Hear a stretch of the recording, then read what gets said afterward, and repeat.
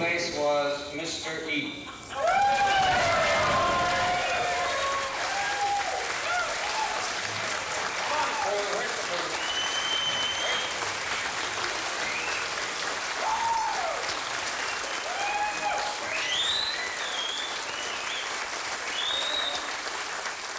I was saying thank you very much for this marvelous regatta. And when I first saw Octavia's wings on the key, I just was thinking, are we going to race about this or fly? So, thank you again. Thank you very much.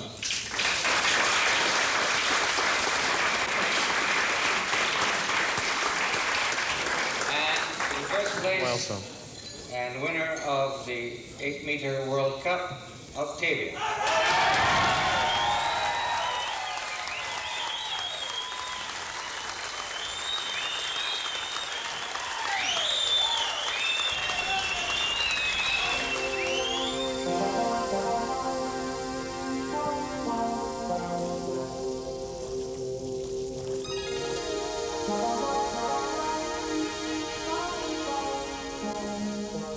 En 8-meters älgjakt är byggd efter en speciell. The 8-meter R boat design is based on the so-called R rule, which dates back to the beginning of the century. Från seklets början. Och den ser ganska enkel ut på pappret, den här regeln. Om man jämför Compared to other similar class measurement rules, it's quite simple. för båtar så är den väldigt enkel, innehåller få siffror. Men liksom alla You take the length of the boat and add it to the area of the sail, divide the sum by factor, segelyta som huvudfaktorer. I detta fallet and this will give you a class of the boat with 6, 8 and 12 being the most popular R-class boats. segelarean och dividera detta med en faktor. Och summan av ekvationen blir då antingen 6, 8, 12. Ja, det finns även andra resultat på ekvationen, mindre klasser, men 6, 8 och 12 är väl de mest kända R-metersklasserna.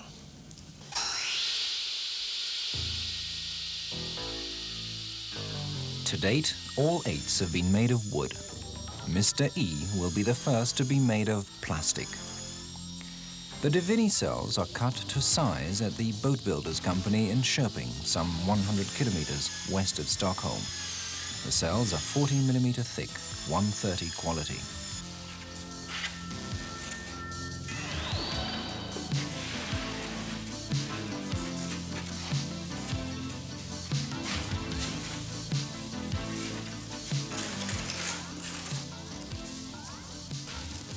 Mr. E gradually begins to take shape. The Divini cells are put into the mold and putted. The precision work and care taken at this stage is vital in producing a smooth surface and a speedy craft. A new R8 should weigh the same as an old one, so every square meter of hull has to adhere to a minimum weight, 17 kilos in Mr. E's case. In fact, every specification on Pelle's drawing has to be precisely transferred. They're building an 8 and nothing else.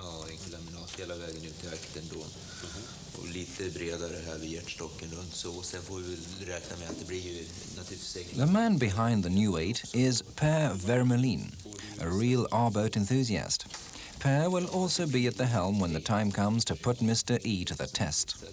But at the moment, all that is just a far-off dream.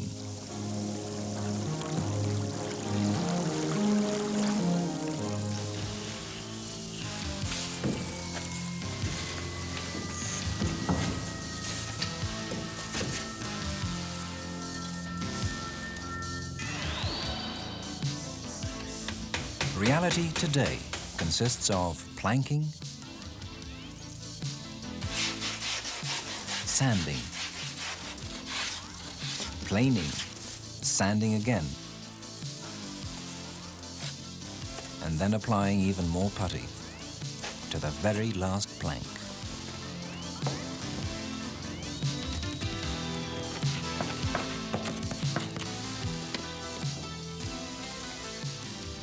And now it's time to apply the plastic and glass fiber. 500 kilograms of glass fiber and almost 800 kilograms of plastic.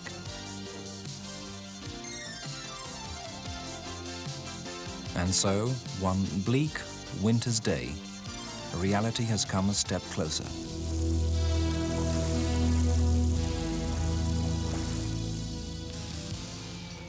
The boat builders have completed their part of the job.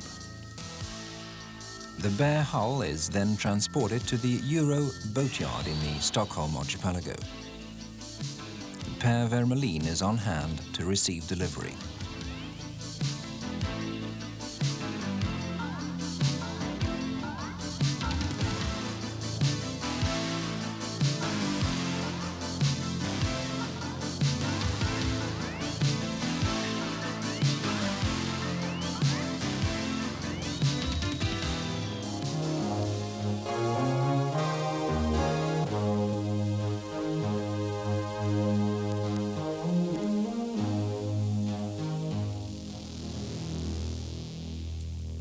Work proceeds round the clock at the Euro boatyard, in the warm, spraying hall.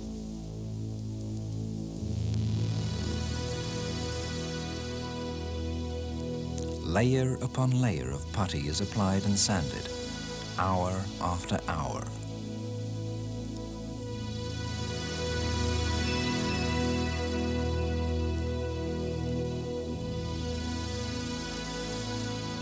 After spraying, the planking is polished. One has to be something of a perfectionist here, and at this stage you start to wonder what it is that keeps them at it like this, day in, day out.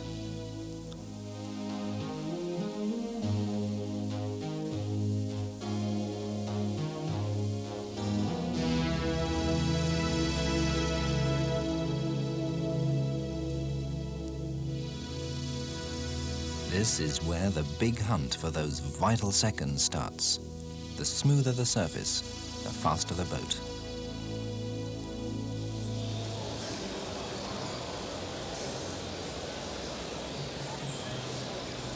Ja, Per, nu är det vår, båtmässa och här står du med en blänkande R8. Hur känns det? Det är stimulerande. Det har varit roligt. Det har varit lite jobbigt till vi kommer fram till det här stadiet. Men We just can't wait to get going and start sailing her when the ice melts. There's about 100 more hours of work to do. Det är en väldigt fin finish på den. Ja, den har vi lyckats med tycker vi själva och det är roligt när vi får branschfolket. We're particularly pleased with the finish, which we've worked hard to build up. We've used a varnish that's pleasant and easy to work with. Vi har använt Alkrus alkyllack som är både behaglig att jobba med och lätt att lägga. Dessutom går det att reparera och polera upp som du vill. Så på måndag fortsätter du att slita med den? Nej, hon går nog i malpåse nu. Vi har ju andra båtar att ta hand om. Sen när isen gått så går den i sjön så börjar vi skruva ihop det. Hinner du klart det? Ja, det måste vi. Det gör vi säkert. Entusiasmen finns kvar. Lycka till, hoppas det går bra i sommar. Tack så.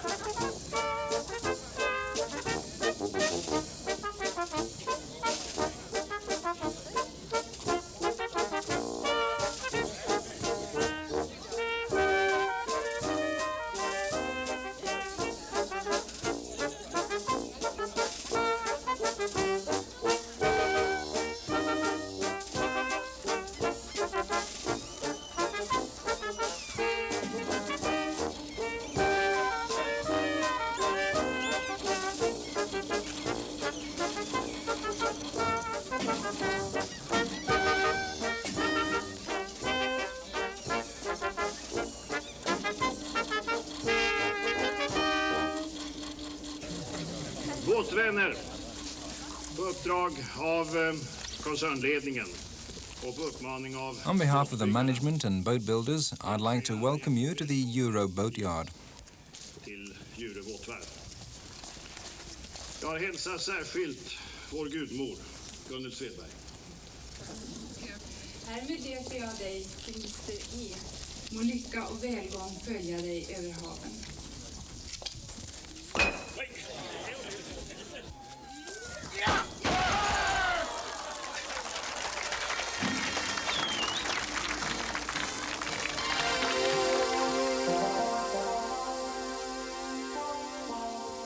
They have their first trials off Sandhamn, the Stockholm archipelago's main sailing centre.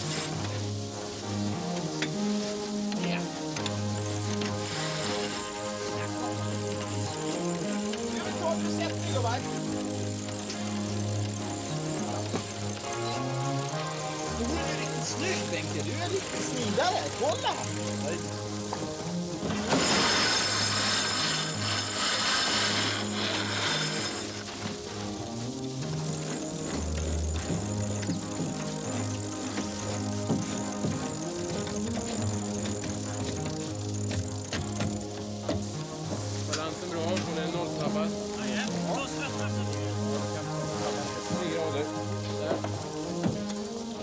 Jag tycker det är fantastiskt att komma hit. I've only just joined the boys. I wasn't involved in the building, but I can see they've really done an incredible job, and they've kept ahead of schedule. So we've got much more time for trials before we ship the boat to Toronto. Träna och göra farttrimningar innan vi ska skeppa båten iväg till Toronto.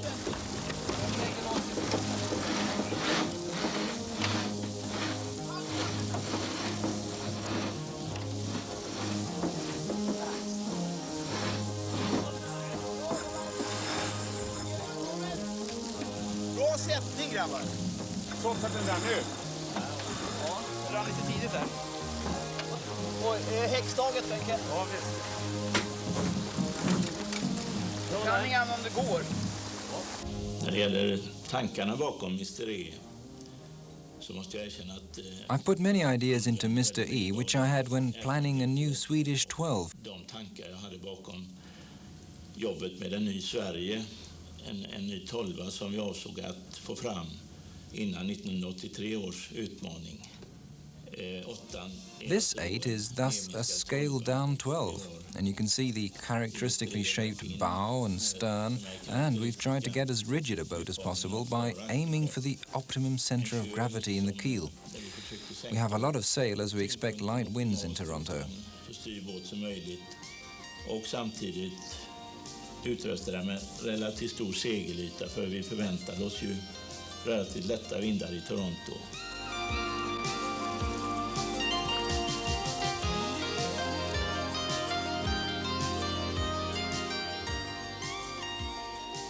We're now witnessing the round leading event, where for the first time Mr. E is sailing with other boats and competing against other 8s.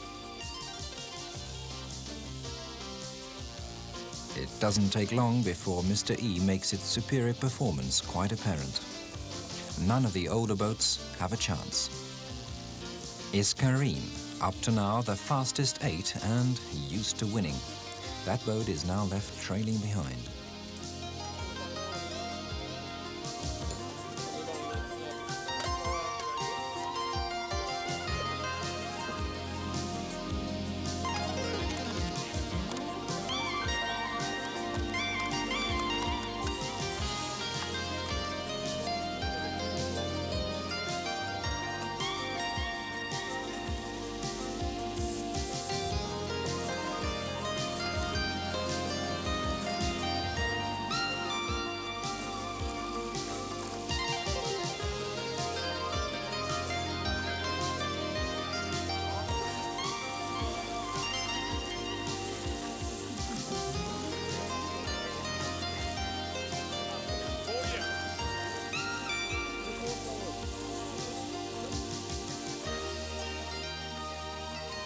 Anne Sophie, built in 1938 in Fredrikstad, Norway, and designed by Bjørne Aas.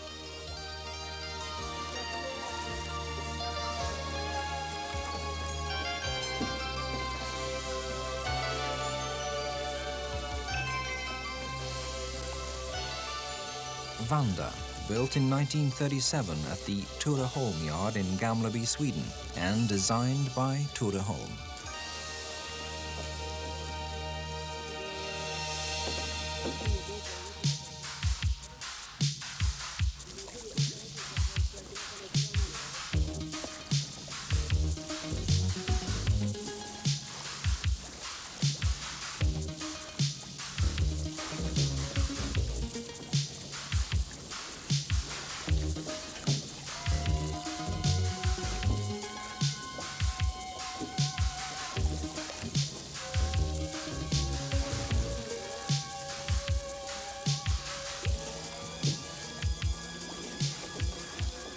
Iskarin was built in 1939 at the Negliga yard just outside Stockholm and designed by Stevens.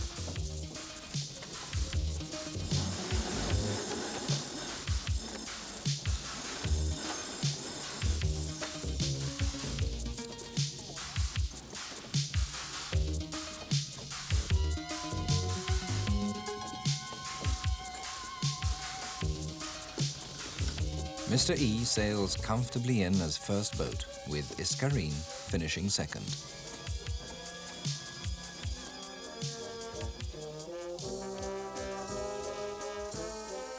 We're now by Riddarfjärden in the heart of the Swedish capital, Stockholm.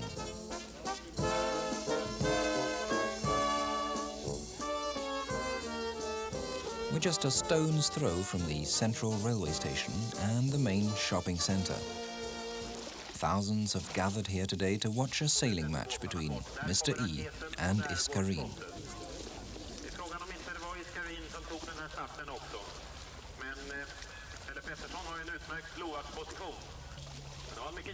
A good vantage point is Stockholm's town hall. Yacht racing in the middle of a city. How many places can actually match that?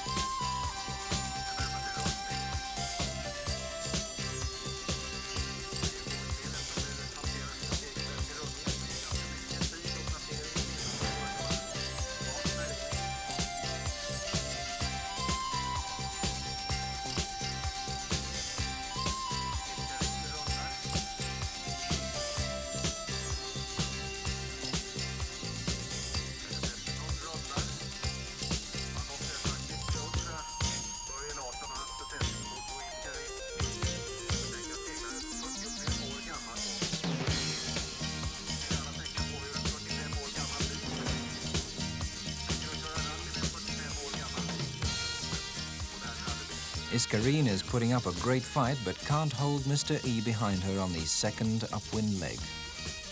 They sail 3 races. Mr. E wins the first 2 and Iskarin wins the third.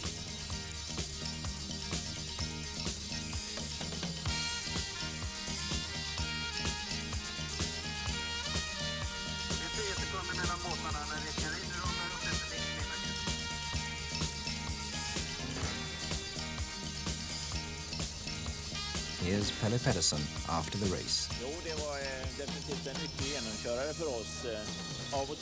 It was a real test. Most things went okay, but we've still got a lot to do to get her in trim before Canada. We need to work on the sails, but I'm sure we'll make it. Sen är det vissa placeringar av vinschar och stag som vi måste justera innan vi kan manövrera båten effektivt. Så det är lite jobb kvar, men det ska nog hinnas med så den är i topptrim till den kommer till Kanada.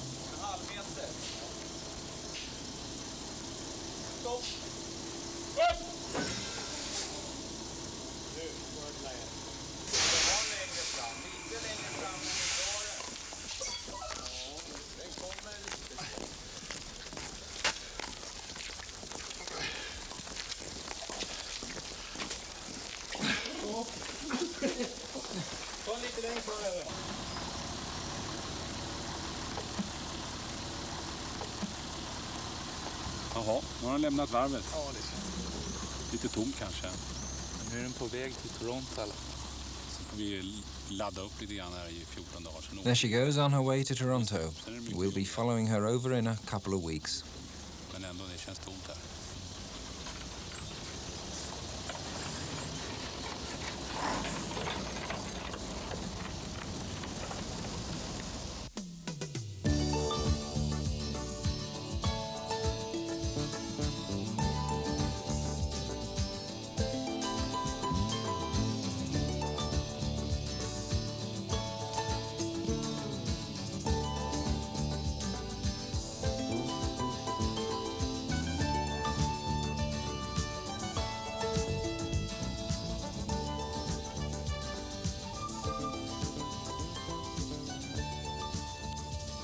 The Royal Canadian Yacht Club was founded in 1852 by a group of prominent Toronto sailors who were meeting in John Steele's King Street Saloon.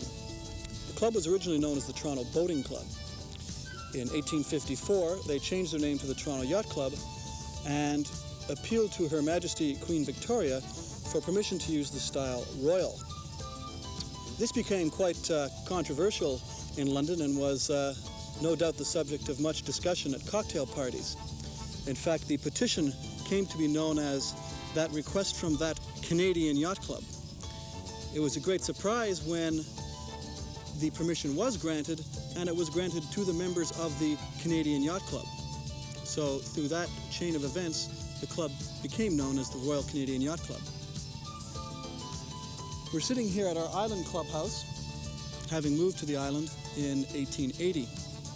This is our third island clubhouse. The previous two burned down. In fact, we have a long history of losing our clubhouses to fire, as we lost a few in the city the same way. The islands that you're sitting on were originally known as Hiawatha's Islands, named after the famous Indian legend. And this is why both of our ferries are named Kwasind and Hiawatha.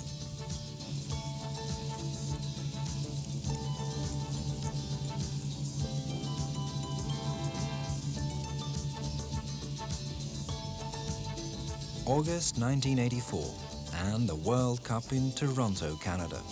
There are 14 entries in the 8-meter class. Of these, 4 boats are in a class of their own.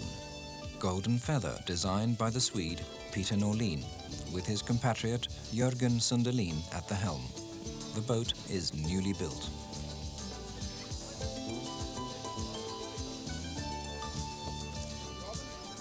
Robin Clark, helmsman on the Canadian entry Octavia. She's also brand new, designed by Canadian Bruce Kirby, and the only boat with a wing keel in this competition.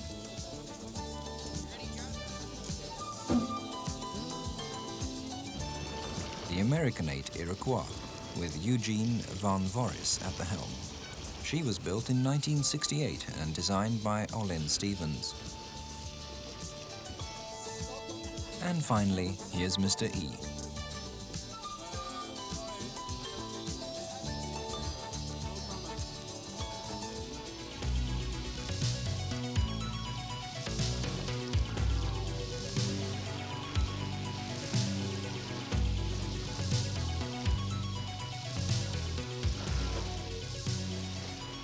The first sailing is more or less decided during the first upwind leg. Golden Feather gets off to a good start and can take advantage of a wind shift. Mr. E makes a somewhat unsuccessful lee start. Per Vermelin isn't pleased. Dålig första kryss. Och vi twistade nog inte igenom tillräckligt mycket utan vi fick upp... We sailed poorly upwind to start with.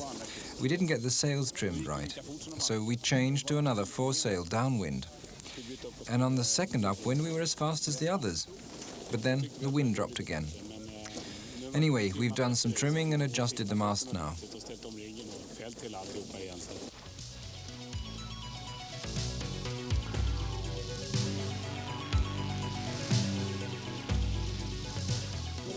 Vad tycker du om er båtfart? Vi går lika fort som de andra båtarna, tycker vi. We're as fast as the other boats. The margins are minimal. We'll be faster when we really get going. Jörgen Sunderlin makes the most of these strong shifts of wind and sails Golden Feather to a clear victory. Peter Norlin, a spectator on this occasion, probably feels pretty pleased with things. But Golden Feather's victory is anything but a clear-cut one. Mr. E has raised the red protest flag.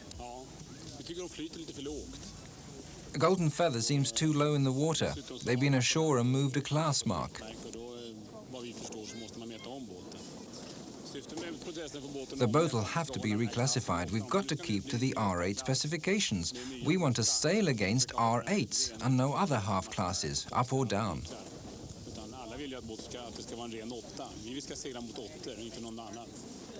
The protest flag has also been raised by Octavio for the same reason. Today, racing in the 8-meter cup isn't what it used to be. Gone is the romance. In its place, we have ruthless competition. Class regulations, specifications, and building norms are now beginning to be seriously questioned. Golden Feather is not a regular R8. Peter Norlin has interpreted the diffuse regulations in good faith, but is now forced to think again and act accordingly.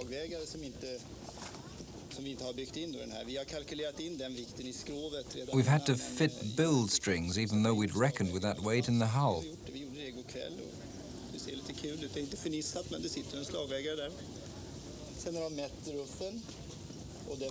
The jury also checked and okayed other parts of the boat, and we've been told to put 3 extra kilos aft.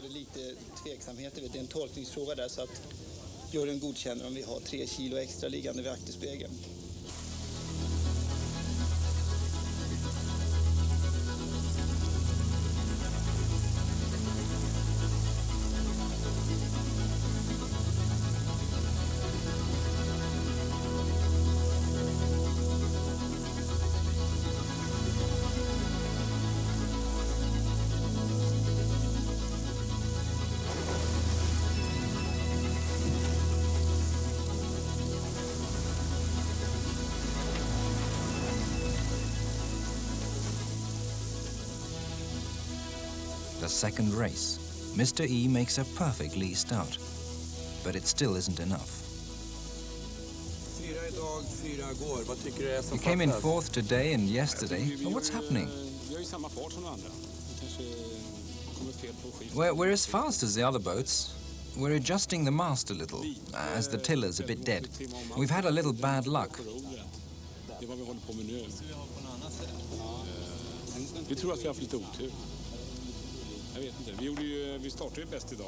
We were first at the start, but got some peculiar wind shifts and lost our lead. Octavia jumps the gun, with the Robin Clark completing the race, but unnecessarily. Octavia is disqualified. Well, I think today we were fast upwind too. We were pointing very well. We made a few errors here and there, but the boat's going very well upwind as well as downwind. So the boat speed is no problem, you say? I don't think so, no.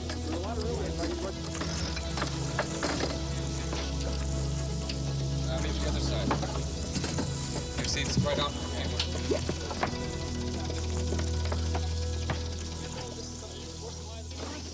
Golden Feather comes in second.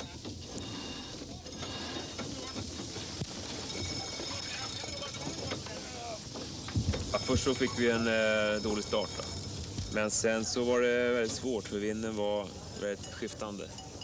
Både till riktning och styrka. We started badly, then the wind began to vary both in force and direction. We got caught behind another boat but managed to move up again when we pointed the boat right and got the wind we needed. Sen gick det åt rätt håll på slutet. Vi fick ett lyft på rätt kant och då var jag genast uppe tillbaka igen. Iroquois is never seriously threatened.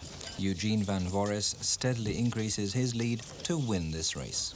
When did you start to feel that you're going to win today?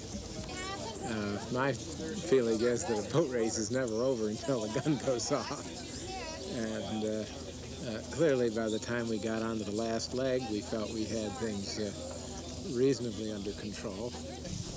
Discussions regarding the fate of Golden Feather in the first race are resumed. This is a protest between Octavia and Golden Feather and Mr. E and Golden Feather.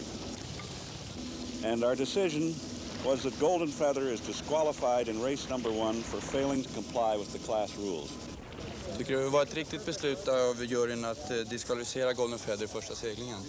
Ja, med hänsyn till det skrivna ordet så var det... If you interpret the rules in black and white, the jury was right to disqualify Golden Feather. But the decision was harsh as it was just a technical point which didn't affect the performance of the boat at all. Kanske skickat ner Golden Feather några placeringar, det hade varit mer relevant tycker jag. Eftersom den här saken är mer på teknisk grund och inte påverkar båtens prestanda på minsta sätt.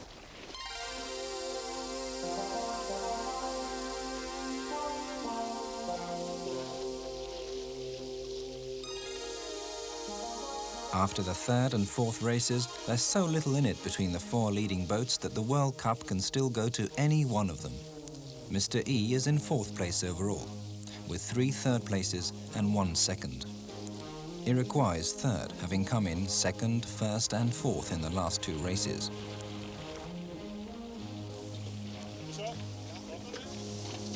Golden Feather's overall second position is a precarious one. Despite a win in the 3rd race, a 3rd place in the 4th, this team can't afford another disqualification. The same applies to Octavia, with the false start looming ominously over 2 wins and a 2nd place.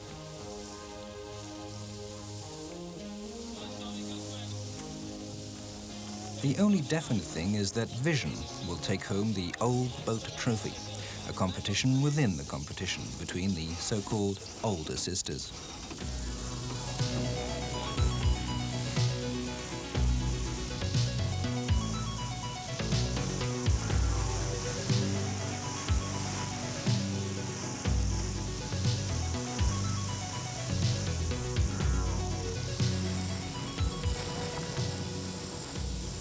The 5th and next last race turns out to be an eventful one.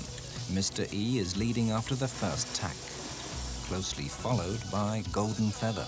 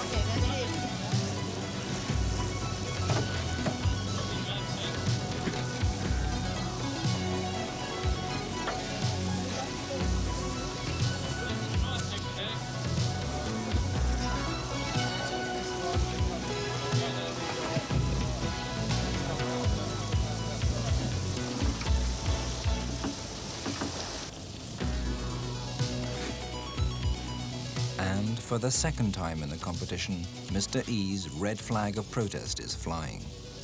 Ja, vi har en protest på Golden Feather och för att de svarar inte. We protested because Golden Feather didn't answer and failed to keep clear of Mr. E when she was windward.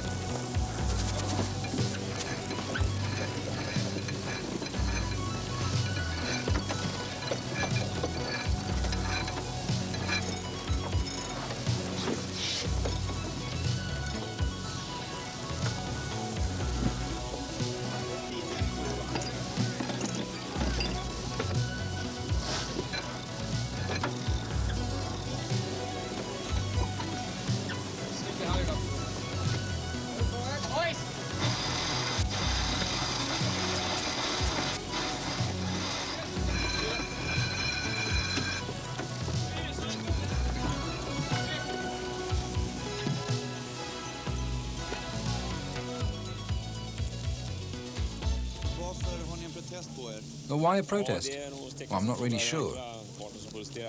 Jag förstår inte riktigt det där.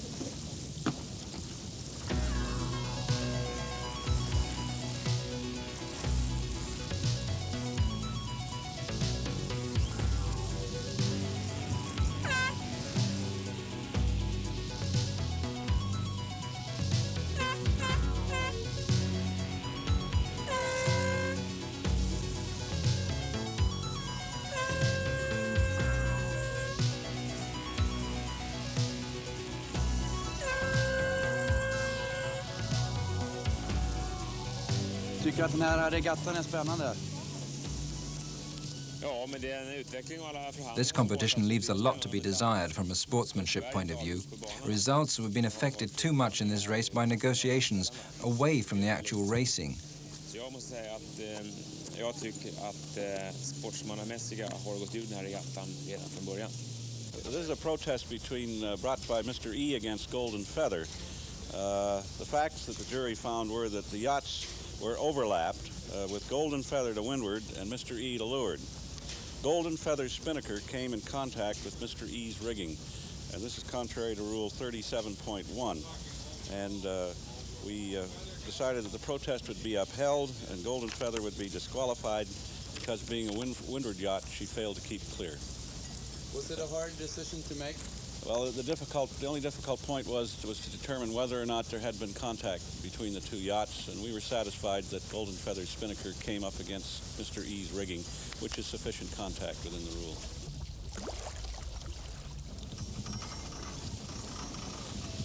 Mr. Kirby, are you pleased with your design of Octavia?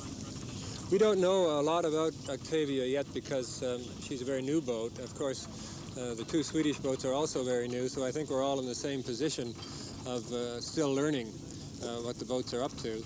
And I'm very pleased with what I've seen. I think the boys are sailing the boat very well, but I wish we had 2 or 3 more months to practice and get to know the boat better. The idea of putting a winged keel on the boat was obviously there from the beginning, but I left it up to the owners. I said that I would be willing to put a wing keel on if they wanted it, but that I didn't necessarily recommend it. I had talked to Palle Pettersson, who is a good friend of mine, and to Peter Norland, and I knew what they were up to. I knew they were not going with wing keels. So I spent all last summer, of course, in Newport watching the 12 meters race and having designed the Canadian boat. And I got to know a lot about Australia just from watching her sail. And then finally, when the keel was unveiled in September, I got a pretty good chance to see what it was all about. And Ben Lexon's an old friend, and I talked to him quite a bit about it during the summer last year. And so this Octavia is a direct takeoff of the Australian underbody. The wing keel, theoretically, should be slightly more efficient. It should be better in light air because it will produce less leeway and a good deal more maneuverability. And in heavy air, it gives more stability because the weight is much lower. The center of gravity of the wing keel is much, much lower than the conventional keel. Now in the middle wind range, there's very little advantage. I think you'll find the boats are almost the same speed through the water in the middle ranges.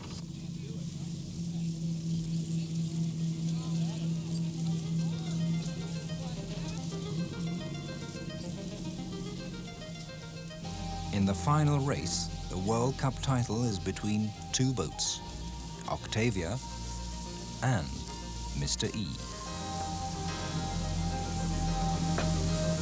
Härligt gubbar.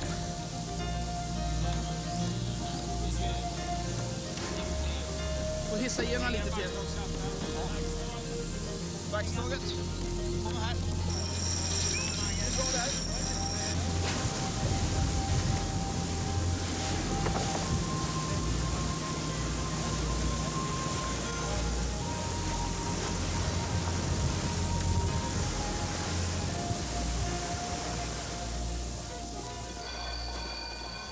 Octavia is doing all she can to hold her lead. Speed and maneuverability are being put to a real test now, but tactics are what count above all at this stage. Mr. E's only chance now is to break free, to take the initiative.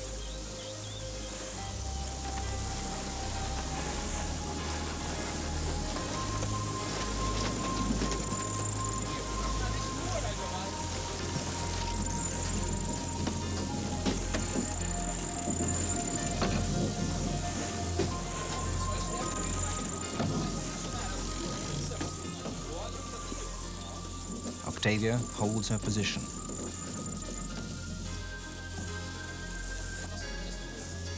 Mr. E makes a counter move.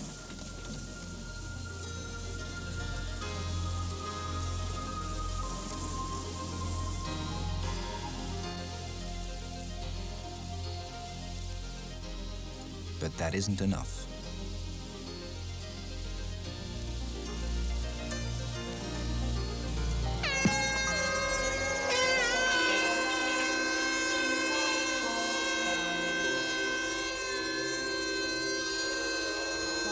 Vad vi inte riktigt kom fram till tror jag det var optimal fart på Mr. E.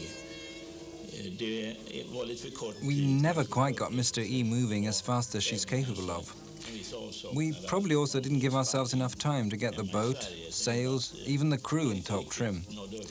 Time and a lack of sparring partners in Sweden also might have had something to do with it.